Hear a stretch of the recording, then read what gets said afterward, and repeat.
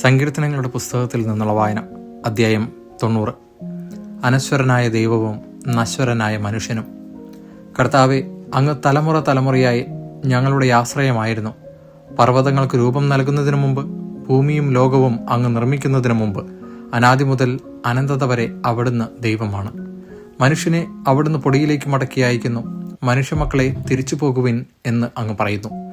1000 വത്സരം അങ്ങയുടെ ദൃഷ്ടിയിൽ കഴിഞ്ഞുപോയ ഇന്നലെ പോലെയും രാത്രിയിലെ ഒരു യാമം പോലെയും മാത്രമാണ്. അവിടുന്ന് മനുഷ്യനെ ഉണരുമ്പോൾ മാഞ്ഞു പോകുന്ന സ്വപ്നം പോലെ തുടച്ചു മാറ്റുന്നു.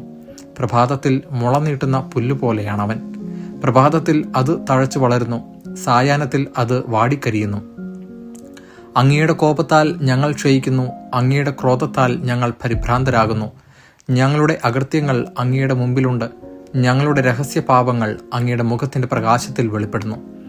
ഞങ്ങളുടെ ദിനങ്ങൾ അങ്ങയുടെ ക്രോധത്തിന്റെ നിഴലിൽ കടന്നു പോകുന്നു. ഞങ്ങളുടെ വർഷങ്ങൾ ഒരു നെടുവീർപ്പ് പോലെ അവസാനിക്കുന്നു.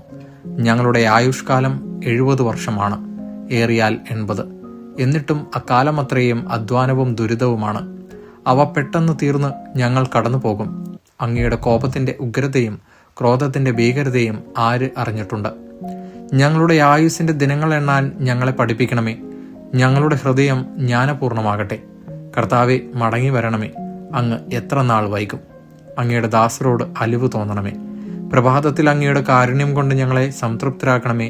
ഞങ്ങളുടെ ആയുഷ്കാലം മുഴുവൻ ഞങ്ങൾ സന്തോഷിച്ചുല്ലസിക്കട്ടെ. അവിടുന്ന് ഞങ്ങളെ പീഡിപ്പിച്ചിടത്തോളം ദിവസങ്ങളും ഞങ്ങൾ ദുരിതമനുഭവിച്ചിടത്തോളം വർഷങ്ങളും സന്തോഷിക്കുവാൻ ഞങ്ങൾക്ക് ഇടയാക്കണമേ. അങ്ങയുടെ ദാസർക്ക് അങ്ങയുടെ പ്രവൃത്തിയും അവരുടെ മക്കൾക്ക് അങ്ങയുടെ മഹത്വവും വെളിപ്പെടുവാമാറാകട്ടെ.